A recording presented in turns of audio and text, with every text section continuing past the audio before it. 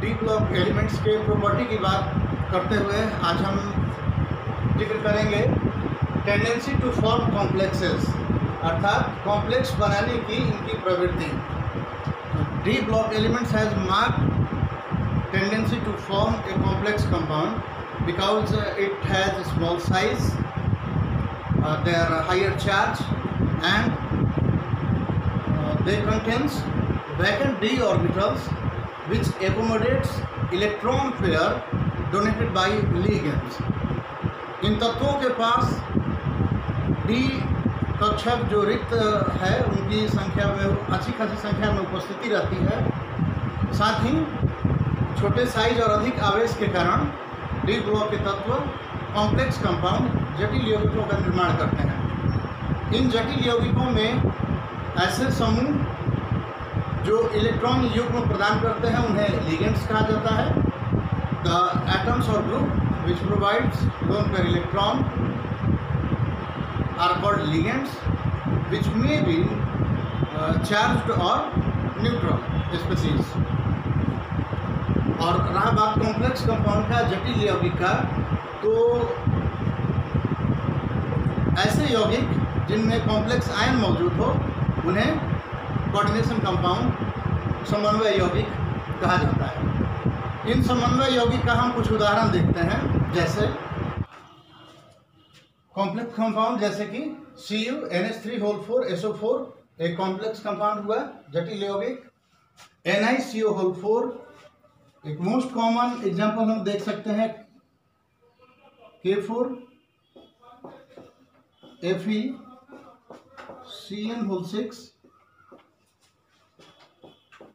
ETC। इनमें square bracket के अंदर ये जो आपको कॉम्प्लेक्स एंटिटी है, Cn एक लिगेंड हुआ, NH3 एक लिगेंड हुआ जो लोन पेयर इलेक्ट्रॉन प्रोवाइड करता है ट्रांजिशन एलिमेंट के एटम को, और इनके पास वैकेंट डी ऑर्बिटल है तो ये इलेक्ट्रॉन पेयर को रिसीव करते हैं। कॉपर का एक एग्जांपल निकेल। तो फिर से इनका एटॉमिक साइज छोटा, न्यूक्लियर चार्ज अधिक होने और वैकेंट डी ऑर्बिटल पाए जाने के कारण डी ब्लॉक के तत्व बहुत अधिक संख्या में और आसानी से जटिल यौगिकों का निर्माण करते हैं। आगे बात की जाए formation of interstitial compound. Interstitial compound का निर्माण करते हैं डी ब्लॉक के तत्व। अब ये इंटरस्टिशियल कंपाउंड आखिर ये है क्या? तो सिंपल सी बात है, डी ब्लॉक के तत्वों के लैटिस स्पेस में अगर छोटे नॉन मेटालिक एटम्स आकर अटैच्ड हो जाएं, बढ़ जाएं, तो इससे इंटरस्टिशियल कंपाउंड का निर्माण होता है। लैटिस पोजीशन में, डी ब्लॉक के तत्वों के लैटिस पोजीशन में यदि बोरॉन, कार्बन, नाइट्रोजन जैसे छोटे नॉन मेटालिक एटम आकर अटैच्ड हो जाएं, तो इससे इंटरस्टिशियल कंपाउंड बनता है जो प्रायः नॉन स्टोकियोमेट्रिक होते हैं। मतलब इनका कोई डेफिनेट निश्चित इनका कोई फॉर्मूला नहीं होता है, और ये वैलेंसी और केमिकल बॉन्डिंग के सामान्य रूल को फॉलो नहीं करते हैं। तो रासायनिक बंधन बनने और संयोजकता के सामान्य नियमों का पालन नहीं होता है इंटरस्टिशियल कंपाउंड के स्थिति में, और डी ब्लॉक के तत्व इंटरस्टिशियल कंपाउंड का निर्माण करते हैं। इस प्रकार के यौगिकों के बनने से उन तत्वों के रासायनिक गुणों पर तो विशेष अंतर नहीं पड़ता, लेकिन इनके भौतिक गुण बदल जाते हैं। अगर कोई संक्रमण तत्व इंटरस्टिशियल कंपाउंड बनाता है तो उसका घनत्व, कंडक्टिविटी, ये सब काफ़ी हद तक बदल जाता है, लेकिन इनके रासायनिक गुणों पर प्रायः असर नहीं पड़ता है। जैसे एक हम बात करते हैं स्टेनलेस स्टील की, तो स्टेनलेस स्टील भी इंटरस्टिशियल कंपाउंड हुआ जिसमें आयरन के लैटिस साइड पर कार्बन के एटम्स आकर अटैच्ड हो जाते हैं। ये इंटरस्टिशियल कंपाउंड यानी अंतराली यौगिक सामान्य अपने सामान्य तत्व की अपेक्षा में काफ़ी हार्ड होते हैं और इनके गलनांक और क्वथनांक, मेल्टिंग पॉइंट और बॉइलिंग पॉइंट अपने प्योर मेटल की तुलना में काफ़ी अधिक हो जाता है। अंतराली यौगिकों का गलनांक, क्वथनांक, हार्डनेस ये सब अपने प्योर मेटल के रिस्पेक्ट में काफ़ी अधिक हो जाता है। तो डी ब्लॉक के तत्व इंटरस्टिशियल कंपाउंड अंतराली यौगिक बनाते हैं जिसमें उनके लैटिस साइट में कोई छोटा नॉन मेटालिक एटम आकर प्रवेश कर जाता है। कैटालिटिक प्रॉपर्टी, उत्प्रेरकीय गुण। तो संक्रमण तत्वों अर्थात डी ब्लॉक के तत्वों में उत्प्रेरकीय गुण पाया जाता है और काफ़ी प्रोमिनेंट होता है, बहुत व्यापक पैमाने पर ये उत्प्रेरकीय गुण होता है।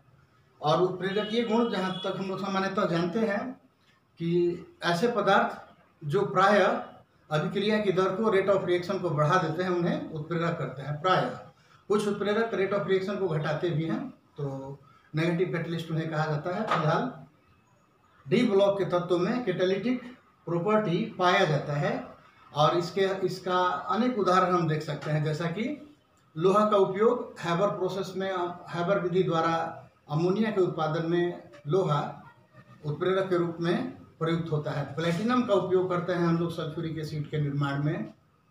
इसी प्रकार निकेल, फाइनली डिवाइडेड निकेल का यूज हाइड्रोजनेशन ऑफ ऑयल में किया जाता है। हाइड्रोजनेशन ऑफ ऑयल में मतलब ऑयल को, वेजिटेबल ऑयल को वेजिटेबल घी में बदलने के लिए, यानी उसमें हाइड्रोजन ऐड करने के लिए निकेल कैटलिस्ट का यूज करते हैं। इनके अलावा V2O5 वैनेडियम पेंटाऑक्साइड का उपयोग कैटलिस्ट के रूप में प्रायः कॉमनली होता है, जहाँ पर जिसमें सल्फर डाइऑक्साइड को सल्फर ट्राइऑक्साइड में बदलने में भी इसका उपयोग हम लोग करते हैं V2O5 का। तो कॉन्टैक्ट प्रोसेस में सल्फ्यूरिक एसिड के निर्माण में SO2 को SO3 में कन्वर्ट करना हो तो V2O5 उत्प्रेरक का यूज होता है। इसके अलावा मैग्नीज डाइऑक्साइड का उपयोग करते हैं हम लोग प्रयोगशाला में। पोटासियम क्लोरेट के डिकम्पोजिशन से ऑक्सीजन गैस बनाने में मैग्नीज डाइऑक्साइड उत्प्रेरक का उपयोग होता है। KClO3 पोटासियम पर मैग्नेट, उसको गर्म करके प्रयोगशाला में ऑक्सीजन गैस बनाई जाती है और उस ऑक्सीजन गैस को बनाने में MnO2 का उत्प्रेरक के रूप में उपयोग करते हैं। सबसे प्रमुख बात ये कि आखिर ये डी ब्लॉक के तत्व उत्प्रेरकीय गुण प्रदर्शित क्यों करते हैं, तो इसके पीछे ऐसा माना जाता है कि डी ब्लॉक के तत्व अब N-1 डी उपकक्षा का उपयोग करते हैं। डी ब्लॉक के तत्व में N-1 डी उपकक्षा का उपयोग होता है और ये इंटरस्टिशियल कंपाउंड बनाते हैं, अंतराली यौगिक, जैसा कि अभी आपसे बातचीत हो रही थी। और इसके अलावा ये लार्ज सरफेस एरिया प्रोवाइड करते हैं फॉर द केमिकल रिएक्शन।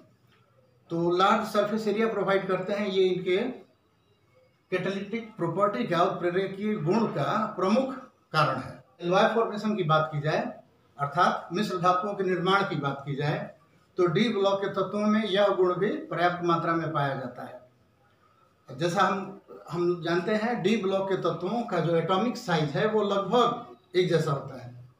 एक सीरीज के डी ब्लॉक के तत्वों का एटॉमिक साइज लगभग एक तरह का होता है।